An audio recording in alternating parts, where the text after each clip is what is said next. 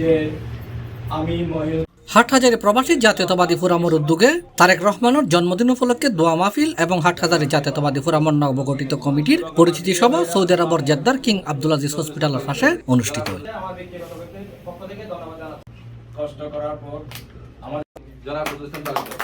এই অনুষ্ঠানের সভাপতিত্ব করছে হাটহাজারী প্রবাসী জাতীয়তাবাদী ফোরামের নবনির্বাচিত সভাপতি এইচ.এম. মঈনুদ্দিন। এতে প্রধান অতিথি হিসেবে উপস্থিত আছেন হাটহাজারী প্রবাসী জাতীয়তাবাদী ফোরামের প্রধান উপদেষ্টা নজরুল ইসলাম তালুকদার। অনুষ্ঠানের প্রধান বক্তা হিসেবে উপস্থিত আছেন সংগঠনের প্রধান পৃষ্ঠপোষক মোহাম্মদ হারুন। অনুষ্ঠান পরিচালনা করছে নবনির্বাচিত সাধারণ সম্পাদক সালাউদ্দিন রাশেদ। এই সময় আরো বক্তব্য রেখে সিনিয়র যুগ্ম সাধারণ সম্পাদক তারেক হোসেন রিসাদ, সাদাত হোসেন রিমন, মোহাম্মদ ইয়াসিন, হাফেজ মোহাম্মদ জানাল আবেদিন সবুজ, মোহাম্মদ জানাল আবেদিন, আশরাফ আলী, মোহাম্মদ মিজানুর রহমান মিহির, আব্দুল্লাহ, ওমর ফারুক, জাবেদ, মুজাফফর, সাইদুল ইসলাম, রাকিব সহ আরো বহুত কি হয়।